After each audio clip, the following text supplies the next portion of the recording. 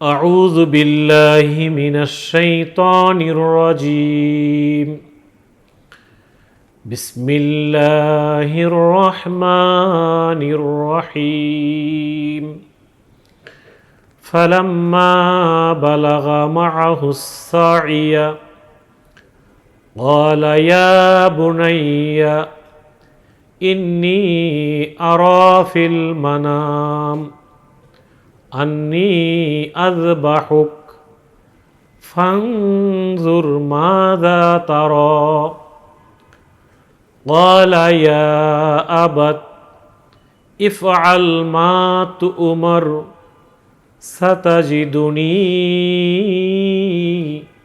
إن شاء الله من الصابرين صدق আল্লাহুল আযীম। ইরশাদ হচ্ছে, সে পুত্র যখন তার সাথে কাজকর্ম করার বয়সে পৌঁছে গেল, তখন একদিন ইব্রাহিম আলাইহিস সালাম তাকে বলল, হে পুত্র, আমি স্বপ্নে দেখি তোমাকে জবেহ করছি। এখন তুমি বলো, তুমি কি মনে করো? সে বলল, হে আব্বাজান, আপনাকে যা হুকুম দেওয়া হচ্ছে তা করে ফেলুন, আপনি আমাকে ইনশাআল্লাহ সবরকারী পাবেন।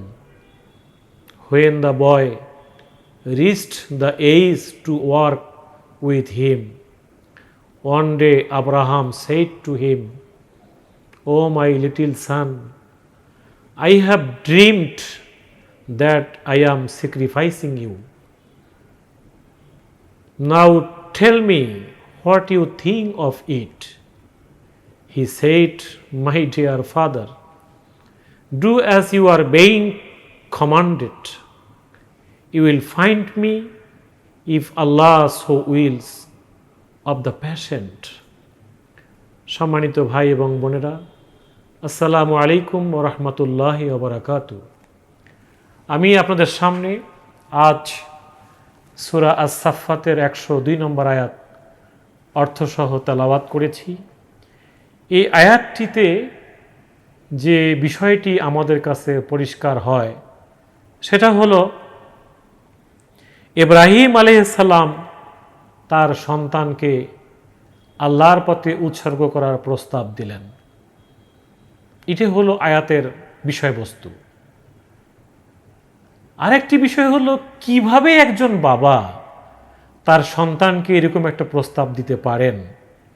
এটাও পৃথিবীকে অবাক করে দেওয়ার মতো একটা বিষয়, হয়রান হয়ে যাওয়ার মতো একটা বিষয়। আল্লাহ তাআলা বললেন, ফালাম্মা, ছেলে এবং স্ত্রীকে যে কাবা ঘরের পাশে রেখে এসেছিলেন, আল্লাহর একটা হুকুম ছিল, ওটাও একটা পরীক্ষা ছিল। সেই রেখে আসার 7 বছর, 8 বছর, 9 বছর, কেউ কেউ বলছেন 13 বছর। 7 বছরটাই আমাদের কাছে অ্যাপ্রোপ্রিয়েট মনে হয়। দৌড়াদৌড়ি করার বয়স, সাই করার বয়স, কাজকর্ম করার বয়স। এই বয়সে যখন ইসমাইল আলাইহিস সালাম পৌঁছে গেলেন, 7টি বছর তিনি সেখানে গেলেন না, কিন্তু তার স্ত্রীকে কিভাবে তিনি তৈরি করেছিলেন যে আল্লাহর বিধানের কাছে কিভাবে আত্মসমর্পণ করতে হয়, কিভাবে ছেলে মেয়েদেরকে মানুষ করতে হয়, এরকম শিক্ষা যে স্ত্রীকে তিনি দিয়েছিলেন, অথবা যে স্ত্রী তার পরিবার থেকে পেয়েছিল, এরকম একটি সন্তানের কাছে 7টা বছর পরে যে তিনি ডাক দিয়ে বললেন, ও মাই লিটিল সান। তিনি 3 দিন স্বপ্ন দেখলেন। 7 তারিখ দেখলেন, 7 জিলহজ, 8 জিলহজ, 9 জিলহজ। 3 দিন স্বপ্নে দেখে 10 জিলহজ তিনি পরিবারের কাছে যে সন্তানকে কাছে ডেকে একটি পারিবারিক বৈঠক করলেন, ফ্যামিলি মিটিং করলেন। সন্তানকে বললেন যে, বাবা, আমি গত 3 দিন ধরে স্বপ্নে দেখছি আমি তোমাকে জবাই করছি।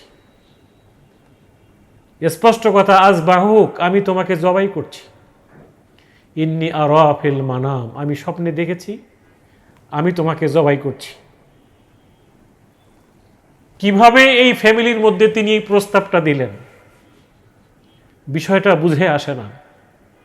কিন্তু আল্লাহ তাআলা পৃথিবীর সামনে এই বুঝ এনেছেন, তিনি পৃথিবীর সামনে আল্লাহ তাআলা এই চিত্র এঁকেছেন। তিনি সেই ফ্যামিলি মিটিংয়ে সন্তানকে বললেন যে ফানজুর মাজা তারা, তোমার ওপিনিয়নটা কি, তুমি কিভাবে থিঙ্ক করো বিষয়টা। আল্লাহ তাআলার নির্দেশ, আল্লাহ আমাকে স্বপ্নে দেখিয়েছেন আমি তোমাকে জবাই করছি, বিষয়টাকে তুমি কিভাবে নিচ্ছ, কি করা যায়, আমরা কি করতে পারি, আল্লাহর বিধানের কাছে সারেন্ডার করব নাকি করব না। Now tell me what you think of it, what's your opinion. Family মিটিংয়ে ছেলে লাফ দিয়ে চিৎকার দিয়ে বললেন, বাবা আমি তো এরকম সন্তান না যে আল্লাহর কোনো নির্দেশের কাছে আমি হার মানব। আল্লাহর যা নির্দেশ করেছেন, নবীরা যা স্বপ্নে দেখে, এটা তো স্বপ্ন না, এটা আল্লাহর নির্দেশ। ইয়া আবাত, ও মাই ডিয়ার ফাদার, ইফআল মা তু'মার। কঠিন কথা, কঠিন সিদ্ধান্ত, কঠিন সিদ্ধান্ত। হে আমার বাবা, আপনি যা স্বপ্নে দেখেছেন সেটা আপনি এক্সিকিউট করুন, ইমপ্লিমেন্ট করুন, এটাকে আপনি বাস্তবায়ন করুন। ইফআল মা তু'মার, আপনাকে দেওয়া সিদ্ধান্ত আপনি বাস্তবায়ন করুন। ইনশাআল্লাহ, আল্লাহ চাহে তো সাতাজিদুনি, আপনি আমাকে পাবেন, অবশ্যই আপনি আমাকে পাবেন। অবশ্যই, অবশ্যই আপনি আমাকে পাবেন। মিনাস সাবিরিন, আমি মৃত্যুর শেষ নিঃশ্বাস পর্যন্ত আমি এই পথে টিকে থাকব, আমি ধৈর্যশীল থাকব, আমি একবারের জন্য কোনো ধরনের চিৎকার করব না, চেঁচামেচি করব না, আপনাকে ডিস্টার্ব করব না। আপনি আপনার দায়িত্ব পালন করুন।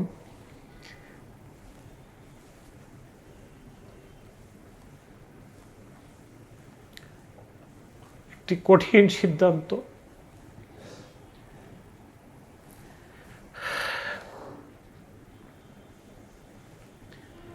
পৃথিবীর আজকে আমরা কোরবানি দিচ্ছি, সারা পৃথিবীতে মানুষ কোরবানি দেওয়ার প্রস্তুতি নিচ্ছে।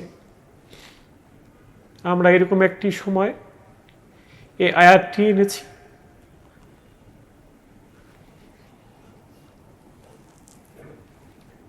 সেই ফ্যামিলি মিটিংয়ের চিত্রটা আমাদেরকে আবেগ আপ্লুত করে। এই সিনারিটা আমাদের চোখের সামনে থাকা দরকার। কেমন সন্তান এই পৃথিবীতে প্রয়োজন, কেমন পরিবার প্রয়োজন, কিভাবে ইব্রাহিম আলাইহিস সালাম তার পরিবারের সামনে এরকম একটা প্রস্তাব দিলেন। এই প্রস্তাবে সন্তান কিভাবে রাজি হন, যখন এই বাচ্চাটিকে এবং তার মাকে তিনি কাবাঘরের পাশে রেখে আসছিলেন, সেখানেও মা হাজেরা, ইসমাইলের মা, নির্বিঘ্নে এই সিদ্ধান্ত মেনে নিয়েছিল। 60টি বছর বাবা সেখানে যায়নি, খবর নেয় নাই, কিন্তু সন্তানকে তিনি সত্যিকার অর্থে একজন মানুষ বানিয়েছিলেন। সেই সন্তানের সামনে ইব্রাহিম যখন এই প্রস্তাব দিলেন, তিনি নির্বিঘ্নে মেনে নিলেন, সিদ্ধান্তে একমত হয়ে গেলেন। এই একমত হয়ে যাওয়াটাই আমাদের কাছে আজকে কোরবানি হিসাবে আমরা দিচ্ছি। এরকম একটি পরিবেশ, এরকম একটি পরিস্থিতি আমাদের সামনে থাকা দরকার যে আল্লাহর রাহে কিছুক্ষণের মধ্যে হয়তো আমি কোরবানি হয়ে যাব, আমার জানাজা হবে, কিন্তু এরকম একটা পরিবেশে নিজেকে উৎসর্গ করে দেওয়ার মানসিকতা, এরকম প্রবণতা, এরকম একটা অ্যাটিটিউড 60টি বছর পরে যিনি গেলেন না, খবর নিলেন না, তিনি যে সন্তানকে আল্লাহর রাহে কোরবানি করার প্রস্তাব দিলেন, ছেলে সন্তান রাজি হয়ে গেল এবং সন্তানকে তিনি জামা কাপড় পরিয়ে বের হয়ে গেলেন মিনার দিকে, সন্তানকে আল্লাহর রাহে কোরবানি দিবেন। কি এক সিনারি, এ কি এক দৃশ্য! কিভাবে আল্লাহর রাহে কোরবান হওয়ার দুজন মানুষ এগিয়ে যাচ্ছে। একবার আমাদের হাজী সাহেবানরা কি এই বিষয়টা ভেবে দেখছেন? আমরা যারা মুসলিম উম্মাহ কি ভেবে দেখছি কিভাবে মিনার দিকে বাবা এবং সন্তান ছুটছেন একটি আনুষ্ঠানিকতা সম্পন্ন করার জন্য? সারা পৃথিবীর ক্যামেরা, মিডিয়া সেদিকে তাকিয়ে সারা আসমান জমিনের মালিক তাকিয়ে দেখছেন কিভাবে একজন বাবা সন্তান একটি ফ্যামিলি মিটিংয়ে সিদ্ধান্ত নিল যে তারা আল্লাহর রাহে কোরবান হওয়ার, কোরবানি দেওয়ার, কোরবানি করার। একজন কোরবান হয়ে যাবেন আর একজন কোরবানি করবেন। দুজনেই একমত হয়ে যাওয়া এক কঠিন সিদ্ধান্ত।